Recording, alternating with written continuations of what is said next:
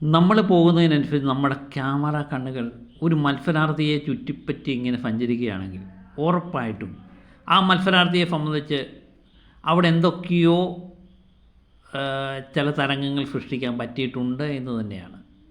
അനീഷിൻ്റെ കാര്യമാണ് ഞാൻ പറയുന്നത്. പുതിയ വീഡിയോയിലേക്ക് എല്ലാവർക്കും സ്വാഗതം. അനീഷ് അടുക്കളയിലാണ്. അപ്പോൾ കിച്ചൺ ഏരിയ കഴിഞ്ഞ ആഴ്ച നമ്മൾ ക്യാമറകൾ കണ്ടത് ലൈവിലൊന്നും ക്യാമറകളെ കണ്ടില്ല. കാരണം കിച്ചണിൽ യാതൊരുവിധ പ്രശ്നവും നടക്കത്തില്ല എന്ന് നേരത്തെ തന്നെ അവർക്കറിയാമായിരുന്നു.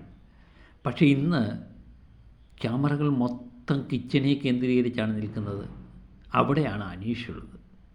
അനീഷുള്ളിടത്ത് പ്രശ്നമുണ്ടാവും, കണ്ടൻറ്റ് കിട്ടും എന്ന് കൃത്യമായിട്ട് അറിയാവുന്നതുപോലെയാണ് ക്യാമറമാന്മാരെല്ലാം സഞ്ചരിച്ചുകൊണ്ടേയിരിക്കുന്നത്. അപ്പോൾ കൃത്യമായിട്ട് അവിടുന്ന് കണ്ടൻറ്റ് കിട്ടുന്നുമുണ്ട്.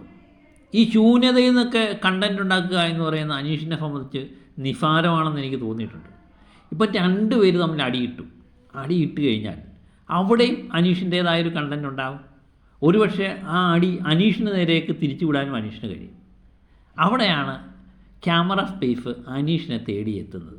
അത് കൃത്യമായിട്ട് ബിഗ് ബോസ് മനസ്സിലാക്കുകയും ചെയ്യുന്നുണ്ട്, അതിനനുസരിച്ച് നീങ്ങുകയും ചെയ്യുന്നുണ്ട് എന്നുള്ളതാണ്. ഇപ്പം ഞാൻ പറഞ്ഞില്ലേ, കണ്ടൻറ്റുകൾ മൊത്തം ഉണ്ടാകുന്ന ഇപ്പം ഈ ആഴ്ച മൊത്തം അടുക്കളയിൽ തന്നെ ആയിരിക്കാം. കിച്ചൺ ഏരിയയിൽ നമ്മുടെ അക്ബറും ഫാബു എല്ലാം കൂടെ തമ്മിൽ അടിയുണ്ടാകുന്നു. അക്ബർ ഫാബുവിനെ എന്തോ ഒരു ചീത്ത വർത്തമാനം പറഞ്ഞു. ഷാനവാഫും ഫാബുവൊക്കെ ചെന്ന് ക്യാമറയ്ക്കൂടെ പറയുന്നുണ്ട് അക്ബറിനെ പുറത്താക്കണം എന്നുള്ള രീതിയിൽ. ചീത്ത വർത്തമാനമാണ് അത്. എല്ലാ സ്ഥലങ്ങളിലും ചീത്തയല്ല, കേരളത്തിൽ ചീത്തയാണ്. അപ്പോൾ ചീത്ത പറയുന്നവരെയൊക്കെ പുറത്താക്കാനാണെങ്കിൽ കഴിഞ്ഞ സീസണിൽ എല്ലാവരെയും പുറത്താക്കണം എന്നത് പോട്ടെ. അപ്പോൾ അതിൻ്റെ ഇടയ്ക്ക് അനീഷ് കയറി പറയുന്നുണ്ട്, ഭയങ്കര കണ്ടൻറ് ഉണ്ടാക്കുന്നതിനിടയ്ക്ക് അനീഷ് കയറി അതിൻ്റെ ഇടയ്ക്ക് വീണു. അനീഷ് പറയുന്നുണ്ട്, നിനക്കത് ആവശ്യമായിരുന്നു.